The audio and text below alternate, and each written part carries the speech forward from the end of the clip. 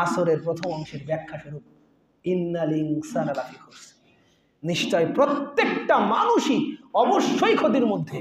নিজেকে একটু তদন্ত করুন, দেখি একটু নিজেকে একটু আয়নার সামনে উপস্থাপন করি, করে দেখি তো এই বিষয়গুলো আমার মধ্যে আছে না নেই। আমি কি হারাম খাই নাকি হালাল খাই? আমি কি প্রেম প্রীতি ভালোবাসা করি নাকি করি না? আমি কি সালাত করি নাকি সালাত ত্যাগ করি?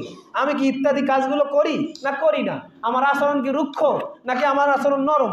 এই বিষয়গুলো একটু নিজেকে প্রশ্ন করি। আমার মনে হয় যদি এগুলো আমরা নিজেকে একটু প্রশ্ন করি যে আমার ভিতরে এই বিষয়গুলো আছে নাকি।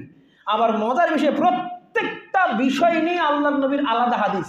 হাদিসের বাক্যগুলো এরকম, কাদ হারামাল্লাহু আলাইহিল জান্নাহ, আল্লাহ রাব্বুল আলামিন তাদের জন্য জান্নাত হারাম করেছে, অথবা লা ইয়াদখুলুল জান্নাহ, তারা জান্নাতে প্রবেশ করবে না, অথবা লা ইউজাক্কিহিম, তাদেরকে পবিত্র করবে না।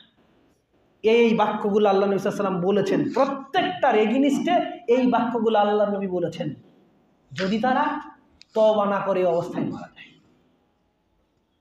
তো মজার বিষয় হচ্ছে আল্লাহ রাব্বুল আলামিনের দয়া, রহমত। এই সূরাতে আল্লাহ রাব্বুল আলামিন এই আয়াতেরই শেষের অংশে বলছেন যে তবে বান্দারা শোনো, তোমরা তো ক্ষতির মধ্যে রয়েছো, ক্ষতি থেকে বাঁচার যদি চেষ্টা করো তাহলে বাঁচতে পারবে। তবে এই কাজগুলো করতে হবে।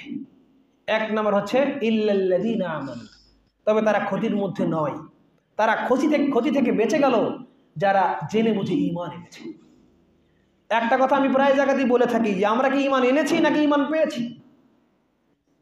আমরা তো ঈমান আনিনি।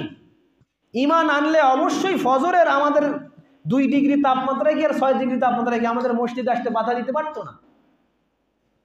আমরা সিয়াম সর্বোচ্চ পালন করি কত ঘন্টা? 14 ঘন্টা, 15 ঘন্টা।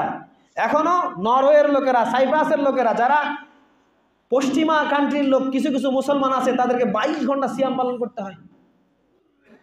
22 ঘন্টা সিয়াম পালন করতে হয়, তারা 22 ঘন্টাই সিয়াম পালন করে।